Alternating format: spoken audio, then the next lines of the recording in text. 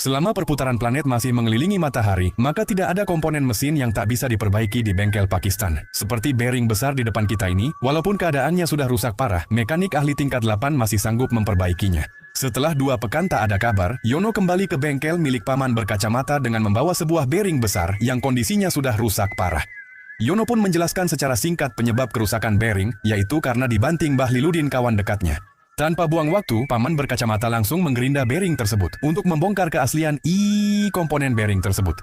Struktur dasar bearing terdiri dari cincin dalam, cincin luar, bola bearing, dan rumah penahan. Pada bearing tertutup juga terdapat pelumas serta seal atau penutup debu. Namun bearing di depannya ini jelas sudah kehilangan harga dirinya, cincin dalam dan luarnya pecah parah.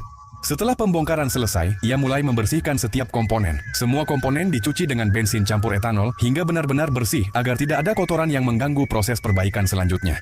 Setelah dibersihkan, ia mulai meratakan bagian patahan cincin luar. Karena ukurannya sudah tidak presisi akibat retakan, ia harus mengukurnya dengan alat khusus, lalu menggunakan pipa besi dan ring sebagai alat bantu untuk mengembalikan bentuknya.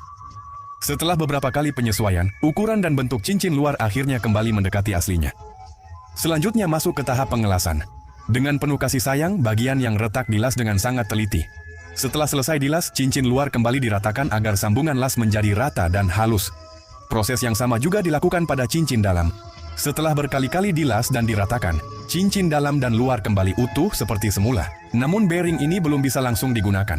Paman berkacamata tahu masih perlu proses lanjutan. Ia memasang bearing pada mesin bubut dan melakukan pembubutan halus pada permukaannya. Seiring mata bubut bergerak, bekas las di permukaan perlahan menghilang. Untuk memastikan kepresisiannya, bagian dalam juga ikut dibubut ulang. Setelah proses ini selesai, cincin dalam dan luar tampak benar-benar seperti baru, seolah tidak pernah retak sebelumnya. Bahkan Yono pun sangat terharu melihatnya. Berikutnya adalah tahap perakitan.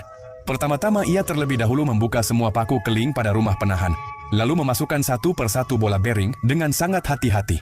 Setelah itu rumah penahan dipasang kembali dan dikunci satu persatu. Setelah melalui rangkaian proses panjang, sebuah bearing baru hasil rekondisi pun akhirnya selesai. Dari tampilan luar hingga detailnya, hampir tidak bisa dibedakan dari bearing baru asli. Bagaimana menurutmu?